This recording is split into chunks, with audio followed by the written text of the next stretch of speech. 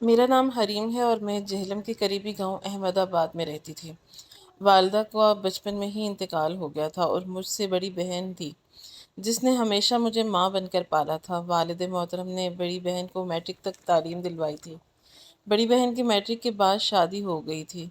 ان کے شوہر کا نام احمد تھا اور سریے اور سیمنٹ کا کام کرتے تھے۔ ان کی آمدنی کافی اچھی تھی اور میری بہن کو بھی بہت خوش رکھتے تھے۔ میرے بابا کو مجھ پر بہت ناز تھا کیونکہ میں شروع سے ہی بہت محنتی تھی اور جس کام کو بھی ہاتھ لگاتی تھی اسے بہت اچھے سے تکمیل دیتی تھی۔ ابو ہمیشہ کہتے تھے کہ تم ایک مضبوط لڑکی ہو اور مجھے معلوم ہے کہ کسی دن تم بہت بڑا نام بناؤ گی۔ میں بھی ایف اے کے امتحان سے فارغ ہوئی تھی۔ والد صاحب کو اچانک بائیں کندھے میں تکلیف محسوس ہوئی۔ والد صاحب کی ایک چھوٹی سی پرچون کی دکان تھی۔ مالی اعتبار سے ہم اتنے امیر نہ تھے۔ والد صاحب کو تکلیف میں دیکھ کر میں انہیں سرکاری ہسپتال میں لے گئی۔ میڈم ان کا بائی پاس ہوگا۔ بائی ویٹنگ ایریا میں انتظار کرتے ہوئے ابھی 40 منٹ ہی گزرے تھے کہ ڈاکٹر کی آواز میرے اوسان خطا کر دیے۔ بائی پاس مطلب میرے بابا کو دل کا مسئلہ ہے؟ میں نے سوگوار آواز میں کہا۔ اس ڈاکٹر نے حوصلے کی ایک تھپکی دی اور کہا کہ وقتی طور پر تو ہم نے دوا دے دی ہے لیکن جتنا جلدی ہو سکے ان کی سرجری کروائیں، ان کا مسئلہ سنگین ہے۔ اس پر میں نے پوچھا کہ بائی پاس کے کتنے پیسے چاہیے؟ ڈاکٹرز نے جواب دیا کہ تقریباً 3 لاکھ کا خرچہ آ جائے گا۔ مہنگائی کے اس دور میں پرچون کی دکان اور انٹر پاس تعلیم اتنے قیمتی اثاثے نہیں تھے کہ میں ان کا استعمال کر کے اپنے بابا کی زندگی میں کچھ میعاد بڑھا پاتی۔ بس کوشش کرتی رہی۔ بابا کا بائی پاس کروانے کے لیے اتنی بڑی رقم کا انتظام نہ ہو سکا۔ بہنوئی کو 1-2 بار مدد کے لیے بلایا تو انہوں نے یہ کہہ کر منع کر دیا کہ میرے اور کاروبار میں اس سال کافی نقصان ہوا ہے اور اس تکلیف کے صرف 1 ماہ بعد ہی میرے بابا وفات پا گئے۔ مجھے اکیلا چھوڑ کر چلے گئے۔ ایک محنتی باپ کی مضبوط بیٹی ہونے کے ناطے میں نے خود کو مضبوط کیا اور وہیں پر چون کی دکان چلانے لگی۔ لیکن احمد آباد کے قریبی قدیم روایتی لوگوں کو ایک جوان لڑکی کا دکان پر بیٹھنا ایک آنکھ نہیں بھاتا تھا۔ روز میں طرح طرح کی باتوں اور نظروں کا سامنا کرتی۔ کبھی لوگ گندی نظروں سے پریشان کرتے تو کبھی آوازیں کستے۔ کچھ دن ایسے ہی گزر گئے کہ ایک دن میری بہن جن کا نام مریم تھا اپنے شوہر کے ہمراہ میرے پاس آئیں۔ حریم، یہ تم کیا کر رہی ہو؟ کیوں ہمارا تماشا بنا رکھا ہے؟ مریم دل کی ساری غبار مجھ پر نکالنے آئی تھی۔ اس کو لگتا تھا کہ میری پرچون کی دکان چلانے پر میرے خاندان کا تماشا بن رہا ہے اور وہ کہنے لگی کہ پورا محلہ ہمارے بارے میں باتیں کر رہا ہے۔ باجی، کیسا تماشا؟ اپنی گزر بسر کے لیے مجھے کچھ تو کرنا ہوگا نا۔ میں نے بابا کی وفات کے بعد رشتہ داروں نے تو ایسے منہ پھیرا جیسے ہمارا تو کبھی ان سے واسطہ ہی نہ تھا، اور آپ بھی تو اپنی زندگی میں مصروف ہو۔ میں کیوں آپ پر یا کسی اور پر بوجھ بنوں؟ میری بات ابھی مکمل ہی نہیں ہوئی تھی کہ میرے بہنوئی بول پڑے۔ ارے کیسی باتیں کر رہی ہو؟ تم ہم پر بوجھ تھوڑی بنو گے۔ تم ایک بار آؤ تو صحیح، مریم اور میں تمہارے اپنے ہیں۔ تم ایسے ہی ادھر لوگوں کی باتیں بھی سنتی رہو گی اور اکیلے بھی رہتی ہو۔ ٹھیک کہہ رہے ہیں تمہارے بھائی، تمہیں اکیلا بالکل بھی رہنے کی ضرورت نہیں ہے، بلکہ چلو اٹھو، ابھی چلو ہمارے ساتھ۔ میری بہن مجھے اپنے گھر لے جانے پر زور دیتی رہی۔ میرے لیے تھوڑا مشکل تھا مگر پھر سوچا کہ میں کس کس کو تسلی دوں اور کس کس کی زبان روکوں، اس لیے میں نے 1-2 دن کا ٹائم مانگا اور دکان وغیرہ بیچ کر میں اپنی بہن کے گھر چلی گئی۔ دکان سے جو پیسے ملے تھے وہ میں نے پتہ نہیں کیا سوچ کر اپنے بینک اکاؤنٹ میں رکھ دیے۔ جب میں اپنی بہن کے گھر گئی تو وہاں پر بہت کچھ ایسا ہوتا جو مجھے عجیب لگتا، جیسے اکثر میرے بہنوئی میری پسند کا کھانا بنواتے۔ جب کچھ اچھا نہ بنا ہوتا جیسے دال وغیرہ یا برگر یا شاورما لے آتے۔ میرے لیے باتوں ہی باتوں میں میرے کمرے میں بھی آ جاتے اور کبھی کبھی خود چائے بھی بنا کر لاتے۔ میں نے 1-2 بار اپنی بہن سے کہا تو وہ کہنے لگی کہ تم میری بہن ہو اس لیے تمہارا خیال رکھتے ہیں، اور کچھ بھی نہیں۔ مریم کی شادی کو 6 سال ہو چکے تھے لیکن ابھی تک ان کے ہاں اولاد نہیں تھی۔ میں جب بھی اپنی بہن سے بچوں کا ذکر کرتی تو وہ کہتی کہ احمد کو ابھی بچی نہیں چاہیے۔ مجھے یہ بات عجیب لگتی مگر یہ اس کا ذاتی معاملہ ہے، یہی وجہ سوچ کر بھول جاتی۔ بہنوئی کی بے تکلفات روز روز بڑھ رہی تھی۔ کبھی کبھی وہ مریم میرے سامنے بیٹھ کر ایک دوسرے کے ساتھ ہاتھ میں ہاتھ ڈالے لیتے اور مجھے بھی کہتے کہ ہمارے پاس آ کے بیٹھو۔ مجھے یہ سب بہت عجیب لگتا اور میں وہاں سے چلی جاتی۔ ایک روز مریم بازار گئی اور بہنوئی گھر آ گئے۔ مجھے اکیلا پا کر میرے پاس کمرے میں آئے اور میرے ہاتھ پکڑنے لگے۔ میں نے چھڑوانے کی کوشش کی تو انہوں نے مجھے دوبارہ ہاتھوں سے پکڑ لیا۔ تمہیں کیا لگتا ہے ہم بنا مقصد انہوں نے اتنا ہی بولا تھا کہ میں نے ان کو پر تھوک کر خود کو چھڑوا لیا۔ میں وہاں سے فوراً نکلنا چاہتی تھی، لیکن پھر یہ سوچ کر خود کو اوپر کے کمرے میں بند کر لیا کہ مریم کو احمد کی حقیقت بتا کر جاؤں گی۔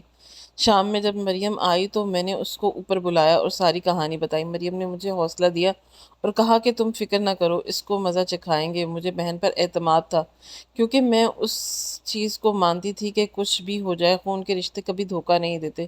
جب رات ہوئی تو مریم میرے کمرے میں آئی اور کہنے لگی کہ حریم نیچے آؤ، اس کو سبق سکھاتے ہیں۔ جب میں نے پوچھا کہ کیسے تو مریم کہنے لگی کہ نیچے چلو اور میں جو کہوں گی وہی کرتی جاؤ، ایسے سبق سکھائیں گے کہ ہمیشہ یاد رکھے گا۔ میں اس پر اندھا اعتماد کرتی تھی کیونکہ وہ میری بڑی بہن تھی اور مجھے لگتا تھا کہ بڑی بہن نہیں میری ماں جیسی ہے وہ، کیونکہ ہمیشہ وہ مجھے اسکول کے لیے تیار کرتی تھی، مجھے ہوم ورک کرواتی تھی، میری پسند کے کھانے اور میرا ہر شوق پورا کرتی تھی۔ میں اس کی کسی بھی بات پر شک نہیں کرتی تھی، اس لیے میں نے اس کے ساتھ نیچے گئی اور اس کے کہنے کے مطابق دلہن کے طور پر تیار ہو گئی۔ اس کے بعد اس نے مجھے اپنے بیڈ روم میں بٹھا دیا اور تھوڑی دیر بعد دودھ کا گلاس لائی اور کہنے لگی کہ مریم اس کو پی لو، احمد آتا ہی ہوگا، پھر دونوں بہنیں مل کر اس کو مزہ چکھائیں گے۔ یہ کہہ کر اس نے دودھ کا گلاس میرے پاس رکھا اور خود چلی گئی۔ مجھے کچھ تعجب ہوا کہ اس وقت تو مریم کو آگ بگولا ہونا چاہیے، مگر یہ کیا کر رہی ہے؟ یہ دلہن کا جوڑا، یہ دودھ،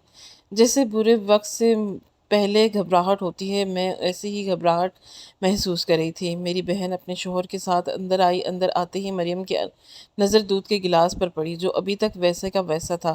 اس کا ایک ہاتھ احمد کے ہاتھ میں تھا اور دوسرا بیڈ کے درمیان میں جہاں پر اس نے مجھے دلہن بنا کر بٹھایا ہوا تھا۔ وہ ہنستے چہرے کو اچانک بند کر کے اٹک کر بولی، تم نے دودھ نہیں پیا؟ وہ ابھی اتنا ہی بولی تھی کہ میں معاملے کو بھانپ گئی اور اس دودھ کے گلاس کو اٹھا کر پھینکا۔ میں چاہتی تھی کہ میں جو سمجھ رہی ہوں وہ جھوٹ ہو۔ میری جان نکلنے لگی تھی۔ وہ مجھے سمجھ ہی نہیں آ رہا تھا کہ میری بہن میرے ساتھ ایسے کر کیسے سکتی ہے۔ بچپن سے لے کر آج تک میں نے تمہیں اپنی ماں مانا ہے، تمہارے لیے دعائیں کی کہ اللہ تمہیں دنیا کی ہر خوشی دے، اور تم مجھے یہ دودھ پلا کے، یہ دلہن کا جوڑا پہنا کے اپنے شوہر کے ہاتھوں ذلیل کروا رہی ہو۔ کیا ملایا تھا دودھ میں؟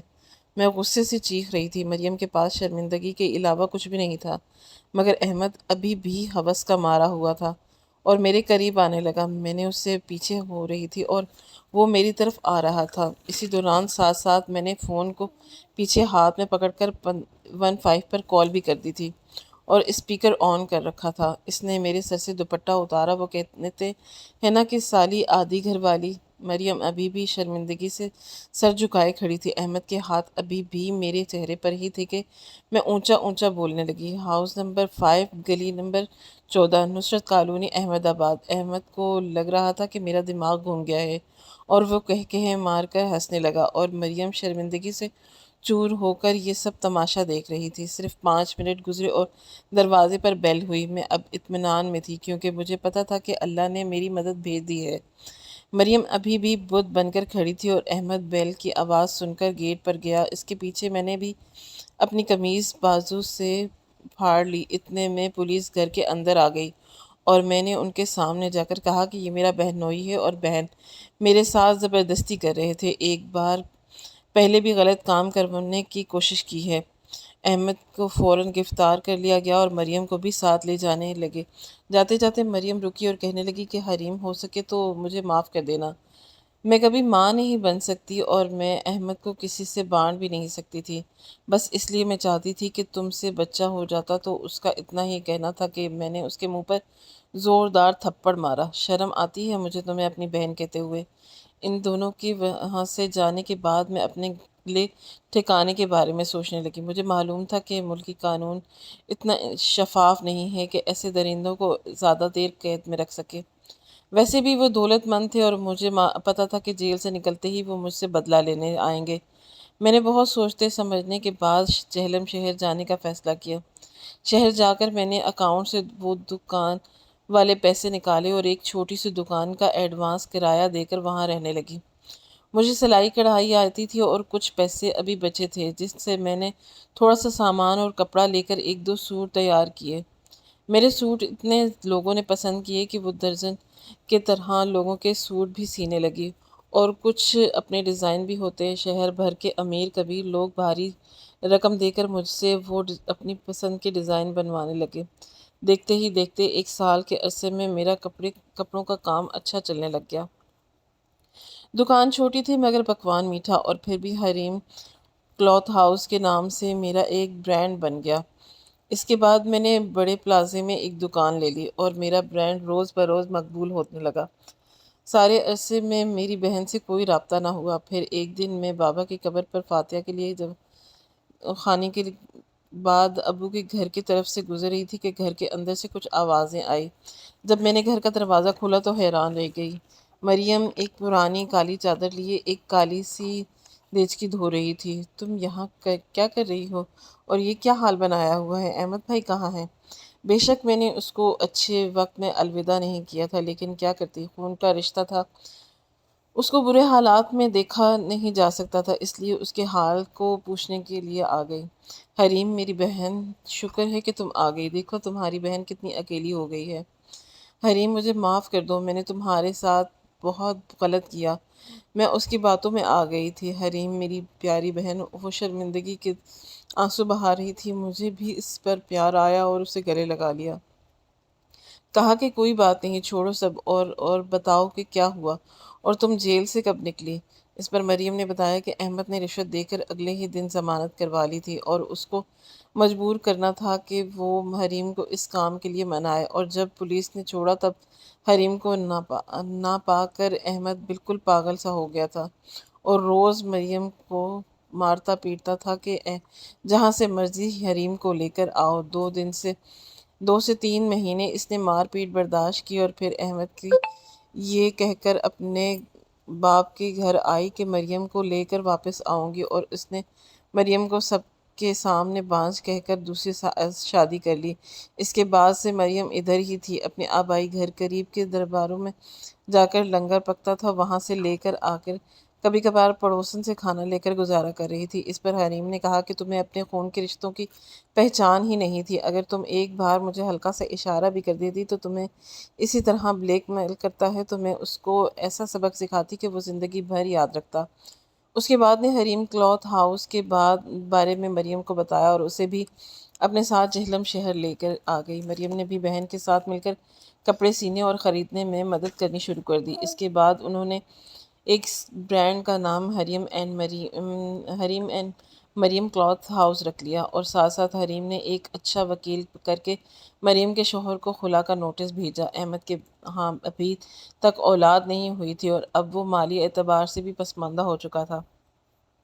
نوٹس دیکھ کر وہ غصے سے آگ بگولا ہو گیا تھا اور نوٹس پھاڑ دیا تھا۔ اس کے بعد عدالت کی طرف سے اس کی پیشی کی تاریخ آئی اور تقریباً 2 پیشیوں میں ہی مریم نے اس کے کیس جیت لیا اور احمد ایک ظالم اور ہراساں کرنے والا شوہر ثابت ہوا۔ مریم کو خلا مل گیا اور وہ اپنی آگے کی زندگی اپنی بہن کے ساتھ ہنسی خوشی گزارنے لگی۔ پوری عدت کرنے کے بعد حریم نے ایک رشتے والی کہہ کر مریم کا رشتہ کروا دیا، اور ایک معزز شخص، اس کی عمر 35 سال تھی اور اس کی بیوی کا انتقال ہو چکا تھا اور مریم اس کے لیے موجود لگا۔ اس نے مریم کے رشتے کا پیغام بھیجا جس کو دونوں بہنوں نے قبول کر لیا۔ اس طرح حریم نے بھی ایک سرکاری ملازم کا رشتہ قبول کیا اور ایک دن دونوں بہنوں کا نکاح طے پایا۔ 1 سال کے عرصے کے بعد مریم کی طرف بیٹی اور حریم کی طرف بیٹے کی ولادت ہوئی، اور اس کے دن ان دونوں بہنوں کے پاس سب کچھ تھا، پیار، سب دولت، اور اب تو نعمت اور رحمت بھی تھی۔ مریم کو تو پتہ بھی چلا کہ دراصل احمد کی وجہ سے ہی وہ اولاد کی خوشی سے محروم تھی اور وہ صرف ہوس سے بھرپور تھا۔ اس کو پچھتاوا تھا کہ وہ اپنی خونی رشتے کی قدر نہیں کر پائی، ہاں لیکن وہ شکر گزار تھی کہ اب بھی اس کی بہن کوئی نقصان نہیں پہنچا تھا اور وہ کامیابی کی ایک بہترین مثال بنی ہوئی تھی۔ حریم کی طرح ہر لڑکی کو ایک مضبوط کردار کا حامل ہونا چاہیے اور اپنے اوپر اٹھنے والی انگلیاں اور ہاتھ پھینکنے کا حوصلہ ہونا چاہیے۔ احمد کو مالی پسماندگی کی وجہ سے اس کی اور دوسری بیوی نے بھی چھوڑ دیا اور وہ بالکل کنگال ہو کر زندگی کے آخری دم بھرنے لگا۔ آخری مریم اور حریم ایک ہی گھر کا خون تھا اور ان کی زندگی میں آنے والا احمد محض ایک برا خواب تھا جس کو ختم ہونا ہی تھا۔